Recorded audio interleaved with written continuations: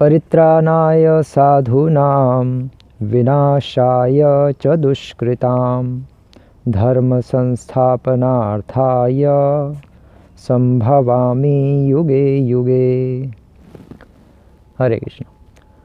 ये चौथे अध्याय का 8वां श्लोक है, जो कि भगवान कृष्ण अब अर्जुन को और आगे बता रहे हैं कि मैं अवतार क्यों लेता हूँ। क्योंकि पिछले श्लोकों में भगवान ने बताया कि दुर्योधन और शिशुपाल जैसे लोग तो भगवान को भगवान नहीं मानेंगे, इसलिए भगवान ने बताया कि मैं वो तो मानते हैं कि ये महायोगी है, योगी या महायोगी होगा बस। लेकिन इसलिए फिर भगवान ने अपने बारे में बताना शुरू किया, और फिर भगवान ने बताया कि मैं यदा यदा ही धर्मस्य ग्लानिर्भवति भारत, कि जब जब धर्म की हानि होती है और अधर्म बढ़ने लगता है तब तब मैं अवतार लेता हूँ। तो एक स्पेसिफिक सेंस में तो नहीं बताया था भगवान ने, एक जनरल सेंस में बताया था कि मैं अवतार क्यों लेता हूँ। क्योंकि जब जब धर्म की हानि होती है और अधर्म बढ़ने लगता है तब मैं अवतार लेता हूँ। लेकिन अब इस श्लोक में परित्राणाय साधूनां विनाशाय च दुष्कृतां, इस श्लोक में भगवान स्पेसिफिक सेंस में बता रहे हैं और एक थोड़ा क्लियरली कि मैं एग्जैक्टली क्यों लेता हूँ अवतार। तो इसमें भगवान कह रहे हैं कि परित्राणाय साधूनां, कि साधुओं का, भक्तों का, वैष्णवों का उद्धार करने के लिए। मतलब पॉइंट ये है कि जो भक्तजन हैं, भगवान कृष्ण यहाँ बताना चाह रहे हैं कि जो मेरे भक्तजन हैं उनको मैं अपने दर्शन देने के लिए आता हूँ, उनको अपनी लीला का आस्वादन करवाने के लिए आता हूँ। श्रील प्रभुपाद भी इसके तात्पर्य में लिख रहे हैं कि भगवान श्री कृष्ण शुद्ध भक्तों की चिंता को दूर करने के विशिष्ट प्रयोजन से अवतार लेते हैं, जो उन्हें उनकी मूल वृंदावन लीलाओं के रूप में देखने के उत्सुक रहते हैं। अतः कृष्ण अवतार का मूल उद्देश्य अपने निष्काम भक्तों को प्रसन्न करना है। अल्टीमेटली भगवान इसलिए अवतार लेते हैं, ये स्पेसिफिक सेंस में और गहराई में भगवान ने बताया, अपना हार्ट प्रकट करते हुए, हृदय प्रकट करते हुए, कि मैं इसलिए लेता हूँ क्योंकि मेरे भक्त जो इतने टाइम से दुखी होते हैं, विरह में मेरे लिए तड़प रहे होते हैं और मुझे देखना चाहते हैं, मेरी लीलाओं को देखना चाहते हैं, लीला आस्वादन करना चाहते हैं, उनके लिए मैं प्रकट होता हूँ। ऐसा नहीं है, केवल ऐसा नहीं है कि वो बहुत तंग हो रहे होते हैं, परेशान हो रहे होते हैं, असुर उनको तंग कर रहे होते हैं। जैसे श्रील प्रभुपाद लिख रहे हैं इसके पहले शुरू में तात्पर्य में कि किंतु भगवान तो अपने उन निष्काम भक्तों को तुष्ट करने के लिए विशेष रूप से अवतार लेते हैं जो असुरों द्वारा निरंतर तंग किए जाते हैं।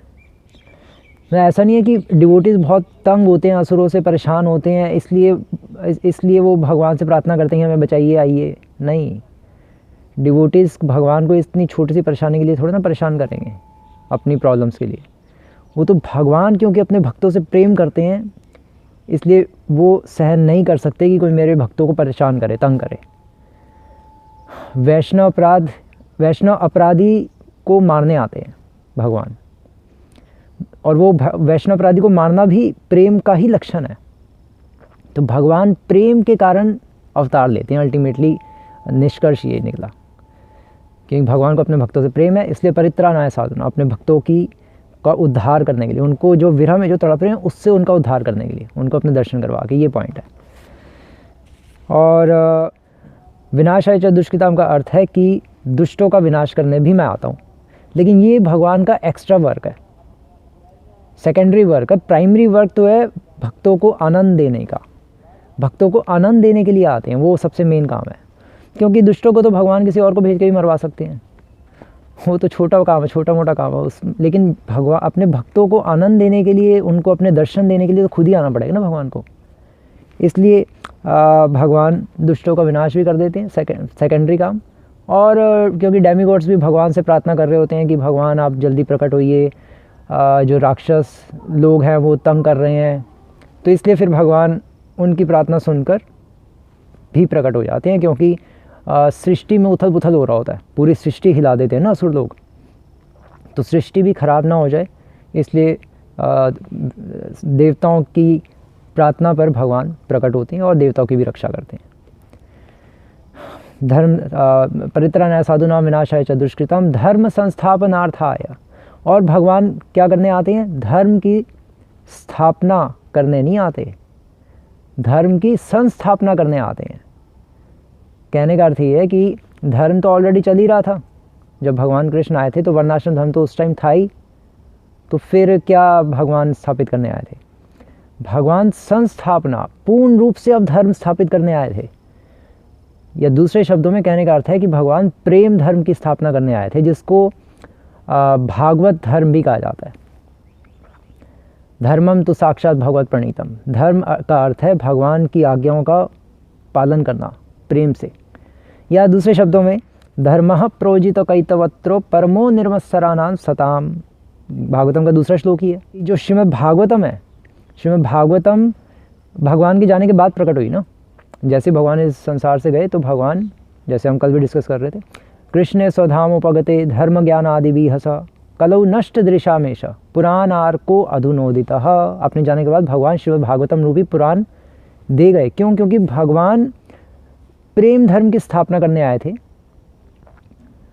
और वो प्रेम जो है वो श्रीमद् भागवतम में है या गीता में है। जो हम गीता डिस्कस कर रहे हैं, तो गीता में तो उस प्रेम के सिद्धांत बताए हैं, और उन प्रेम को और विस्तार से, और उन प्रेम के द्वारा जो लीलाएं होती हैं वो सब फिर श्रीमद् भागवतम में बताई हैं। तो भगवान भागवत धर्म की स्थापना करने आए हैं, या दूसरे शब्द में प्रेम धर्म की। और इसलिए भागवतम का ये जो जो दूसरा श्लोक है पहले स्कंद का 112, धर्मः प्रोजित कैतवत्रो, कि जितने भी धर्म है, खासकर धर्म प्रोजित कैतवत्रो का अर्थ है कि धर्म, अर्थ, काम, मोक्ष से प्रेरित होकर जो लोग वेदों को और शास्त्रों को पालन करते हैं, प्रोजित कैतव अत्र, वो सब रिजेक्टेड है भगवान के द्वारा अल्टीमेटली। क्यों? क्योंकि वो किसी कामना के कारण वेदों को फॉलो कर रहे हैं। लेकिन वेद शास्त्रों को जब भगवान से प्रेम होने के कारण जब फॉलो किया जाता है, जब उसका मोटिव प्रेम है, कुछ कामना नहीं है, कुछ लाभ प्राप्त करने की इच्छा नहीं है, तो वो शुद्ध भक्ति है। तो भगवान शुद्ध भक्ति की स्थापना करने आए हैं। इसलिए यहाँ पर भगवान धर्म स्थापनार्थाय या नहीं कह रहे, समस्थापनार्थाय। स लगने से सम का अर्थ है कि पूरी तरह से, अर्थात बिल्कुल क्लियर कट बताने आया कि धर्म होता क्या है। इसलिए भगवान ने गीता के लास्ट में भी कह दिया कि सर्वधर्मान् परित्यज्य माम एकम शरणं व्रज, कि जितने भी कैतव धर्म है वो सब छोड़ के मेरी शरण में आओ, मुझे प्राप्त करने की इच्छा लाओ। माम इच्छाप्तुम धनंजय, तरह तरह की वस्तुओं को प्राप्त करने के लिए तरह तरह के व्रत और टोटके मत करो। ये भगवान बताना चाह रहे हैं इस श्लोक के द्वारा कि मैं प्रेम धर्म की स्थापना करने आता हूँ। और फिर संभवामि युगे युगे, और फिर मैं युग युग में आता हूँ। इसलिए श्री प्रभुपाद इसके तात्पर्य में बता रहे हैं कि 6 प्रकार के अवतार होते हैं: पुरुषावतार, गुणावतार, लीलावतार, शक्त्यावेश अवतार, मनवंतर अवतार, युग अवतार। ये 6 प्रकार के अवतार आते रहते हैं। तो ये इस तरह से ये श्लोक है। अब आप इसका तात्पर्य पढ़ेंगे तो और चीज़ें क्लियर होंगी। हरे कृष्णा। श्री प्रभुपाद की